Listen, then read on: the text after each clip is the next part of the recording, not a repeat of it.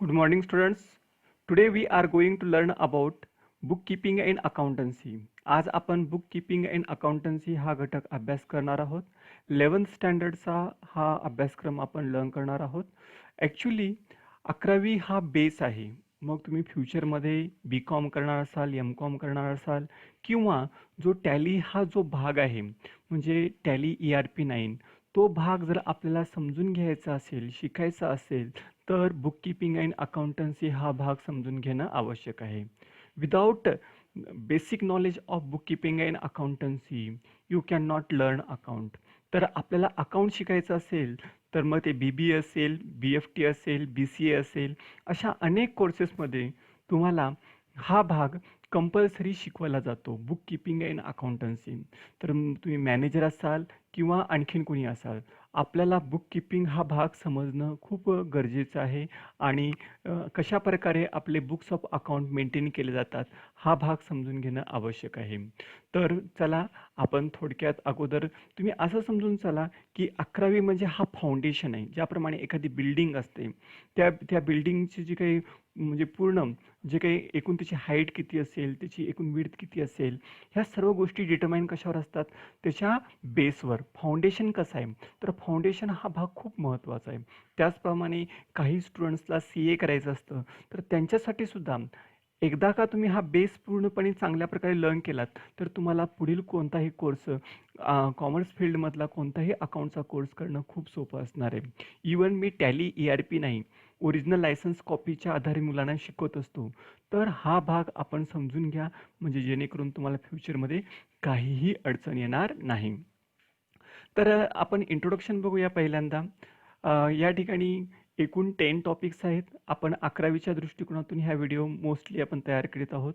तर हे step by step तुम्ही लर्न करायचं आहे. समजा म्हणजे तुम्हाला काय हे युनिट टेस्ट फर्स्टसाठी 2 टॉपिक असतील, नंतर मग जर्नल लेजरपर्यंत असेल, नंतर मग सबसिडियरी बुक्स, असं एक स्टेप बाय स्टेप तुम्हाला काय असणार आहे तर तो भाग लर्न करायचा आहे. म्हणजे समजा आता इट्स डिपेंड ऑन कॉलेज. म्हणजे मोस्टली काय असतं की हे जे 2 टॉपिक आहेत ते फर्स्ट युनिट टेस्टसाठी असतात. त्यानंतरचे हे 2 टॉपिक आणि अगोदरचे एकूण 2 टॉपिक असे एकूण जे 4-5 टॉपिक आहेत ते फर्स्ट टर्म म्हणजे 50 मार्कासाठी असतात. म्हणजे आपल्या सर्वांना माहीत असेल एकूण जे 11वीचा जो काही अभ्यासक्रम असतो किंवा 11वीच्या जे परीक्षा असतात ती परीक्षा कशा असतात, एक असते तुमची 25 मार्काची परीक्षा, त्यानंतर असते तुमची 50 मार्काची परीक्षा, त्यानंतर असते परत 25 मार्काची परीक्षा, त्यानंतर असते तुमची 80 मार्काची परीक्षा आणि शेवटी असते तुमची 20 मार्काची परीक्षा. म्हणजे एकूण 200 मार्काचे पेपर तुम्हाला वर्षभरामध्ये द्यावे लागतात. तर 25 मार्काच्या एक्झामला आपण काय म्हणतो, युनिट टेस्ट असं म्हणतो. आणि युनिट टेस्टमध्ये आपल्याला 2-2 टॉपिक मोस्टली असतात आणि फर्स्ट टर्ममध्ये जो सिलेबस असतो तो सेकंड टर्ममध्ये मोस्टली नसतो. परंतु it's depend on college. College कशा प्रकारे पेपर काढणार आहे त्यावरती तो घटक अवलंबून असतो. त्यासाठी तो भाग आपण समजून घेऊया. तर आपण आपल्या विषयाकडे येऊया पहिल्यांदा. हां, आणखीन थोडक्यात तुम्हाला मी सांगतो, हे एकूण 10 टॉपिक आहेत आणि हे शेवटचा जो टॉपिक आहे तो आन्सर की आहे. म्हणजे प्रत्येक टॉपिकच्या एक्झरसाइजमधले आन्सर्स हे आन्सर कीमध्ये आपल्याला दिसून येतील. तर आपण काय करणार आहात, पूर्ण अभ्यास करायचा आहे, आपण स्वतः क्वेश्चन आन्सर सॉल्व करायचं आहे आणि नंतर बघायचं आहे तुम्हाला आन्सर कीज. ठीक आहे. त्याचप्रमाणे मी गुगल फॉर्म तयार केलेले आहेत. प्रत्येक तो जर तुम्ही गुगल फॉर्म सॉल्व केलात तर तुम्हाला परीक्षेमध्ये हमखास हे 20 मार्क इंटरनलचे आणि 20 मार्क बोर्ड एक्झामला किंवा 80 मार्काच्या पेपरमध्ये सुद्धा असतात किंवा प्रत्येक परीक्षेमध्ये ऑब्जेक्टिव्ह 5 मार्काचे तरी असतात. म्हणजे 25 मार्काचा पेपर असेल तर 5 ते 6 मार्कासाठी ऑब्जेक्टिव्ह असतात. 50 मार्काचा पेपर असेल तर 10 मार्काचे ऑब्जेक्टिव्ह असतात. म्हणजे नियमच असा आहे की एकूण क्वेश्चन पेपरच्या 25% क्वेश्चन्स हे ऑब्जेक्टिव्ह असायला पाहिजे. तर ते 25% आणि 20 मार्क म्हणजे जवळपास तुमचे नियर अबाउट 40% जे वेटेज आहे ते ऑब्जेक्टिव्हला असणार आहे आणि ते तुम्ही गुगल फॉर्मच्या आधारे तुम्ही ते ऑब्जेक्टिव्ह सॉल्व करणार आहात.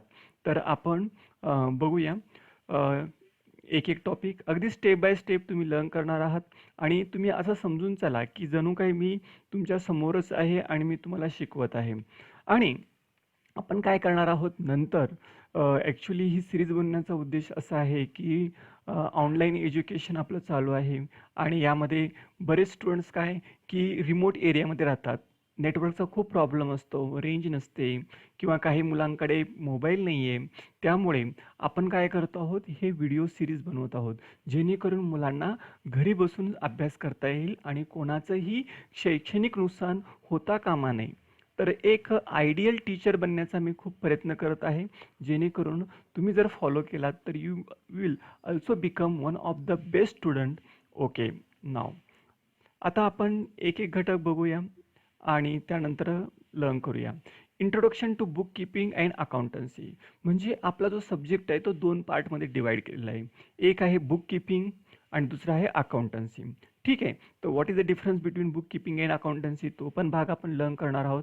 तर या टॉपिकमध्ये बुक कीपिंग म्हणजे काय, तो भाग आपल्याला मोस्टली लर्न करायचा आहे. त्यानंतर आपण बघूया पुढचा भाग. Book keeping is related to recording of business transaction. तर बुक कीपिंग हा मोस्टली काय बिझनेस ट्रान्झॅक्शन नोंदवण्याचा हा प्रकार आहे.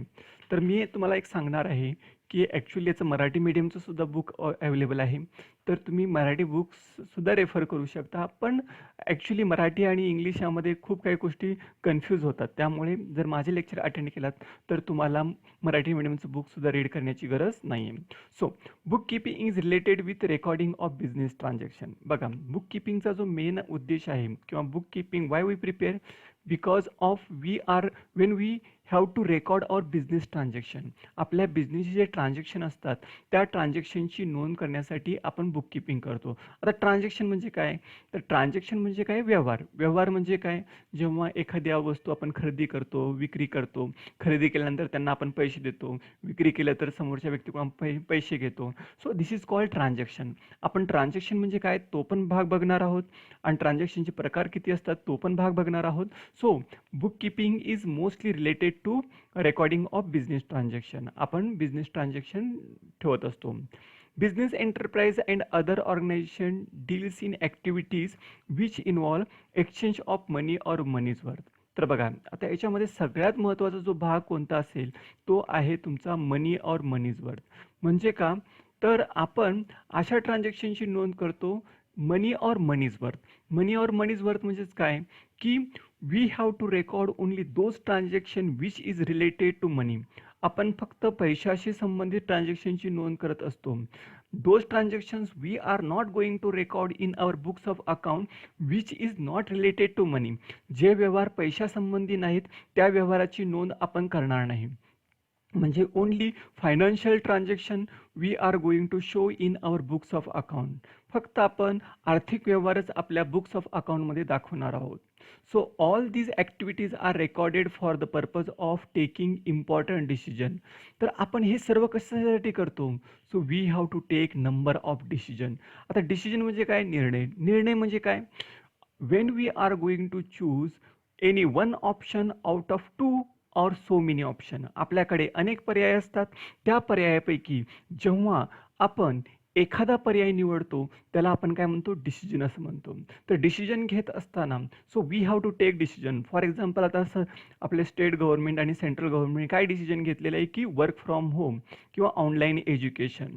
म्हणजे आज तुमचे 21 साधारणतः आपली 20 तारीख आहे, आज गुरुवार आहे, 20 ऑगस्ट आहे, तरीसुद्धा लॉकडाऊनचा पिरियड आणखीन चालूच आहे. डिसिजन घेतलं आहे, health is very very important म्हणून सरकारने लॉकडाऊन चालूच ठेवलेलं आहे for our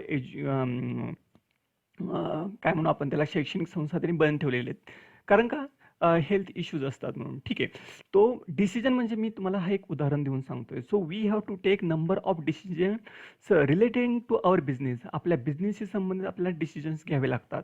okay, so for example how to produce particular goods. एखादी वस्तू कशी तयार करायची, to whom we have to sold goods. आपण वस्तू कुणाला विकायची, where we have to produce goods. आपण वस्तू तयार कुठे करायची. सो अशा अनेक businessman have to take number of decisions related to business. आपण बिझनेसशी संबंधित अनेक निर्णय घेत असतो. So whether these activity are feasible, profitable, are to be continued or not. बघा, आपण जे काही ॲक्शन घेत असतो ते फिजिबल आहेत का, आपण ज्या गोष्टी करतो ते प्रॉफिटेबल आहेत का, आणि त्याचप्रमाणे हे कंटिन्यू करणं आवश्यक आहे का नाही, ह्या सुद्धा गोष्टी आपण विचार करतो. बघा, आपला बिझनेस हा प्रॉफिटवर अवलंबून असतो आणि जर आपल्या बिझनेसला प्रॉफिट होत नसेल तर आपण तो बिझनेस करून काहीही उपयोग नाही. Because we can not sustain, we can not survive our business without profit. जर आपल्याला नफा होत नसेल तर आपण खूप काळ बिझनेस करू शकणार नाही. तर आपण कोणताही डिसिजन घेत असताना, कोणतीही ॲक्टिव्हिटी करत असताना ती प्रॉफिटेबल आहे का नाही, we have to take decision. Information about the business and other organization is required not only by the proprietors and managers and of business other organization but also to various stakeholder such as government, investor, customer, employees, researcher. बघा, तर या ठिकाणी हा जो book keeping accountancy हा एका पुरता मर्यादित नाही. मी तुम्हाला अगोदर पण सांगितलं, जेव्हा केव्हा तुम्ही कोणताही कॉमर्सचा कोर्स शिकायला जातात तेव्हा बुक कीपिंग अँड अकाउंटन्सी सुरुवातीला असतो. BCAला पण आहे, BBAला पण आहे. असं का? तर याचा मेन उद्देश आहे without basic knowledge of accounting we can not go ahead. मग तो मॅनेजर असेल, तो गव्हर्नमेंट असेल, इन्व्हेस्टर असेल, कस्टमर असेल किंवा एम्प्लॉई असेल, आहे का नाही. कस्टमर म्हणजे ग्राहक, इन्व्हेस्टर म्हणजे गुंतवणूकदार, एम्प्लॉई म्हणजे कर्मचारी. तर आपण हे बघा, actually in our day to day life we also maintain some books. For example, we can not keep huge data in our memory. Our memory is volatile. आपण आपल्या मेमरीमध्ये जास्त डेटा स्टोअर करून ठेवू शकत नाही. आपली मेमरी ही कशी असते, ती व्होलाटाईल म्हणजे ती फक्त आपण खूप इम्पॉर्टंट डेटा आपल्या मेमरीमध्ये स्टोअर करून ठेवू शकतो. त्यामुळे बुक कीपिंग जर असेल तर आपण ते व्यवहार बघू शकतो आणि आपल्याला माइंडमध्ये लक्षात ठेवण्याची गरज नाही. तर बुक कीपिंग प्रत्येकजण करीतच असतो, आहे का नाही. तर मोस्टली गव्हर्नमेंट असेल, इन्व्हेस्टर असतील किंवा रिसर्चर्स, संशोधकांना सुद्धा बुक कीपिंगची आवश्यकता असते. इव्हॅल्युएशन ऑफ अकाउंट हा जो आहे, ॲक्च्युली त्याची उत्क्रांती कशी झाली, तर in India Chandragupta Mauryas regime minister Kautilya road a book name अर्थशास्त्र. आपल्या भारतामध्ये जे काही आपल्याला माहीत असेल, चंद्रगुप्त मौर्याचा जो काही कालावधी आहे का नाही, कालखंड आहे, त्या कालखंडामध्ये कौटिल्य यांनी काय एक पुस्तक लिहिलं होतं. त्या पुस्तकाचं नाव काय आहे, अर्थशास्त्र. ठीक आहे. तर असं म्हणतात, अर्थशास्त्र is the mother of all subject. तर अर्थशास्त्र हा अत्यंत महत्त्वाचा विषय आहे आणि आपल्या देशाचे बी एक प्राईम मिनिस्टर होऊन गेले जे 10 वर्ष, डॉक्टर मनमोहन सिंग, ते सुद्धा एक PhD होल्डर होते अर्थशास्त्र या विषयामध्ये. ओके. सो त्या अर्थशास्त्र पुस्तकामध्ये काय लिहिलं होतं, where in some reference can be traced regarding the way of maintaining accounting record. त्याच्यामध्ये अर्थशास्त्र ह्या विषयामध्ये त्यांनी एक गोष्ट सांगून ठेवलेली आहे, अकाउंटिंग कशा प्रकारे मेंटेन करावं. ॲक्च्युली हे अकाउंट असेल, OCM असेल, SP असेल, all these are subjects are interrelated, they are correlated. ते एकमेकाशी संबंधित आहेत. तेव्हासुद्धा त्या ठिकाणी त्या अर्थशास्त्र बुकमध्ये अकाउंटिंग कशा प्रकारे मेंटेन केलं जावं यासंबंधी त्यांनी माहिती सांगून ठेवलेली आहे. आफ्टरवर्ड इट इज कॉल्ड देसीनामा. त्याला आपण नंतर काय म्हणू लागलो, देसीनामा, कारण ते इंडियन लँग्वेजमध्ये होतं. In the earlier time of civilization, accounting was done by agent who managed the properties of wealthy people. तर अगदी सुरुवातीच्या काळामध्ये जे श्रीमंत लोक होते ते काय करायचे, civilisation means in the earlier time of civilisation म्हणजे काय, मानवाची जसजशी उत्क्रांती होत गेली त्याप्रमाणे जे काही अगदी रिच पर्सन होते, श्रीमंत लोक होते, ते काय करायचे, हे त्यांच्या प्रॉपर्टीचं सर्व रेकॉर्ड मेंटेन करत असायचे. They prepare accounts periodically for the owners of property. तर हे जे रेकॉर्ड आहे ते पिरियॉडिकली म्हणजे काय, फॉर एक्झाम्पल मंथली किंवा daily, weekly, monthly, quarterly, half yearly, असं आपण मंथली रेकॉर्ड पिरियॉडिकली म्हणजे एक विशिष्ट पिरियडसाठी आपण करू शकतो. आज तर आपण बघतो टॅली हा कोर्स शिकत असतो, त्याच्यामध्ये एक जरी वाउचर एंट्री केली की लगेच सगळे बुक्स ऑफ अकाउंट रेडी होतात. म्हणजे एक सिस्टमॅटिक सर्व ट्रान्झॅक्शनची नोंद होत असते. The record of debit and credit was found in 12th century. तर याचा कालखंड खूप जुना आहे. अगदी 12व्या शतकामध्ये डेबिट क्रेडिट या शब्दाचा शोध लागला आणि तेव्हापासून याचा उपयोग केला जाऊ लागला. In the year 1494 Luca di Borgo an Italian merchant introduced double entry book keeping system. बघा 1494 मध्ये या बुक किपिंगचा शोध लावलेला आहे इटालियन मर्चंटने, लुका डी बार्गो यांनी. तर सांगायचं उद्देश काय की अगदी 15व्या शतकापासून ते आज आपण 21व्या शतकात वावरतोय, तरी सुद्धा त्याचं महत्त्व कमी झालेलं नाही आहे. ती सिस्टीम आजही अनेक कंपन्या अनेक ठिकाणी यूज केली जाते किंवा तिलाच आपण आजची standard method of book keeping असं मानतो. त्यामध्ये काही थोडे बदल होत गेले, तो भाग वेगळा. Due to industrial revolution in the 18th and 19th century, large-scale operations were carried on. Joint stock company emerged as an important form of organization which involves separation of ownership from management. बघा, actually काय झालं माहिती आहे का की इंग्लंडमध्ये औद्योगिक क्रांती झाली आणि औद्योगिक क्रांती झाल्यानंतर खूप मोठ्या प्रमाणात इंडस्ट्रीज उभा राहू लागल्या आणि तेव्हा एक प्रश्न निर्माण झाला. काय प्रश्न निर्माण झाला? ओनरशिप आणि मॅनेजमेंट ह्या दोन गोष्टी वेगळ्या झाल्या. ओनरशिप आणि मॅनेजमेंट या दोन गोष्टी वेगळ्या झाल्या म्हणजे का की कंपनी करण्यासाठी खूप मोठ्या प्रमाणात भांडवल, कंपनी स्थापन करण्यासाठी खूप मोठ्या प्रमाणात भांडवल लागतं. भांडवल एकटी व्यक्ती आणू शकत नव्हती. तेव्हा काही लोकांनी असा विचार केला की आपण एकत्रित भांडवल जमा करू आणि खूप मोठा बिझनेस करू. मग बिझनेस करायचं म्हणजे सगळ्यांनी भांडवल देऊन सर्वजण बिझनेस करू शकतात का? नाही. तर मग एक काम करू, तर ओनरशिप ही कोणाची असेल? सर्वांची असेल, पण मॅनेजमेंट बघणारे लोक काही असतील. ह्या दृष्टिकोनातून काय झालं की मग शेअर होल्डर आणि कंपनी असा प्रकार निर्माण झाला. शेअर होल्डर म्हणजे काय? Those person who invested there money in that company, त्याला आपण काय म्हणतो? Share holder. And they are the owner of the company. आता मॅनेजमेंट म्हणजे कोण? जे कंपनी चालवतात, ज्याला आपण डायरेक्टर असं म्हणतो. डायरेक्टर म्हणजे कोण? जे शेअर होल्डर असतात त्यांचा एक रिप्रेझेंटेटिव्ह असतो, ज्याला आपण काय म्हणतो? डायरेक्टर असं म्हणतो. तर ते director look after the all activity of the company on the behalf of share holder. ते शेअर होल्डरच्या वतीनं मॅनेजमेंट बघू लागले आणि तेव्हा ओनरशिप आणि मॅनेजमेंट ह्या दोन गोष्टी वेगळ्या झाल्या. जे मालकी एकाची आणि व्यवस्थापन एक. का? तर खूप काही कारणं आहेत. कारण जसं शेअर होल्डर संख्येनं जास्त असतात, they are spread all over very large geographical area, खूप मोठ्या भागामध्ये विखुरलेल्या असतात etcetera. Hence to safeguard the interest of owners and investor the businessman establishment require detail information about business which pave the way of development of comprehensive financial accounting information system. तर ही अतिशय एक comprehensive accounting system झाली, जेणेकरून कोणालाही केव्हाही एखादा record check करायचा असेल तर तो रेकॉर्ड चेक करू शकतो. This is purchase, this is sales, this is all books of account. तर याच्यानुसार आता बघा, जसे आपण म्हणू कोकोकोला कंपनी 200 देशापेक्षा जास्त देशात काम करते. कशी काय करते? So proper method of book keeping, ते काय करतात? बुक किपिंगच्या एक प्रॉपर मेथड यूज करतात, जेणेकरून त्या मेथडद्वारे आपण वी कॅन कंट्रोल, आहे का नाही, आपण अनेक गोष्टीवरती नियंत्रण ठेवू शकतो.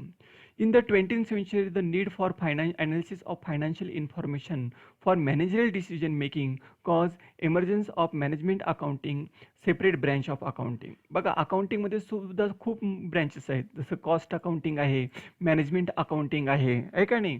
तर असे वेगवेगळे अकाउंटिंगचे ब्रँच आहेत. तर मॅनेजमेंट अकाउंटिंग हा सुद्धा एक सेपरेट ब्रँच झाला. म्हणजे मॅनेजमेंटने तयार केलेले जे बुक्स ऑफ अकाउंट्स असतील त्याला आपण काय म्हणतो? Management accounting.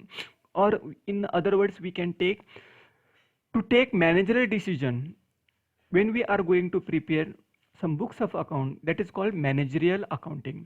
तर मॅनेजमेंटच्या डिसिजनसाठी जे काही बुक्स ऑफ अकाउंट तयार करतात त्याला मॅनेजरियल अकाउंटिंग असं म्हणतात. कॉस्ट अकाउंटिंग म्हणजे तो भाग आपण नंतर बघूया. Though accounting was individual centric in the initial stage. अगदी सुरुवातीला अकाउंट हा फक्त वैयक्तिक घटक होता, जसं की आपलं खर्च आणि उत्पन्न ह्या गोष्टी आपण काउंट करण्यासाठी माहीत करून घेण्यासाठी आपण अकाउंट तयार करत होतो. It was gradually develop in social responsibility. पण आता फक्त अकाउंट हे बिझनेस पुरतं मर्यादित नाही, तर हे एक सामाजिक जबाबदारी आहे अकाउंटची सगळ्या गोष्टी मेंटेन करणे. So this is due to the vast growth in the business activity as result development in various field.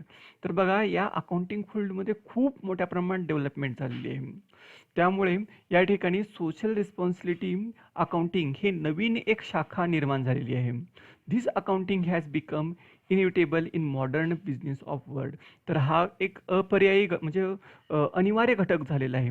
Without accounting knowledge we can not get complete knowledge about accountancy और कॉमर्स स्ट्रीम. ठीक आहे, तर आपण पुढचा भाग आपण बघणार आहोत. माय डिअर स्टुडंट्स, एक लक्षात घ्या, खास मी तुमच्यासाठी हा व्हिडिओज तयार करीत आहे. तर एक आपलीसुद्धा एक सोशल रिस्पॉन्सिबिलिटी आहे की आपण सुद्धा ह्या व्हिडिओज जास्तीत जास्त स्टुडंट्सपर्यंत पोहोचवण्याचं कार्य केलं पाहिजे. आपण सुद्धा समाजाचं काहीतरी देणं लागतो. त्यामुळे आपली एक सामाजिक जबाबदारी आहे किंवा नैतिक कर्तव्य आहे की आपण जास्तीत जास्त करून नॉलेज स्प्रेड केलं पाहिजे. ज्ञान दिल्याने वाढत असते, त्यामुळे ज्ञान देत राहा, माझ्या लिंक शेअर करीत राहा आणि त्याचप्रमाणे माझे चॅनल यूट्यूब जो चॅनल आहे ते यूट्यूब चॅनल तुम्ही सबस्क्राईब करा आणि त्याचप्रमाणे बेल आयकॉनवरती क्लिक करण्यास विसरू नका. कारण का जेव्हा केव्हा मी नवनवीन व्हिडिओ अपलोड करेन तेव्हा त्याचं नोटिफिकेशन तुम्हाला लगेच मिळणार आहे.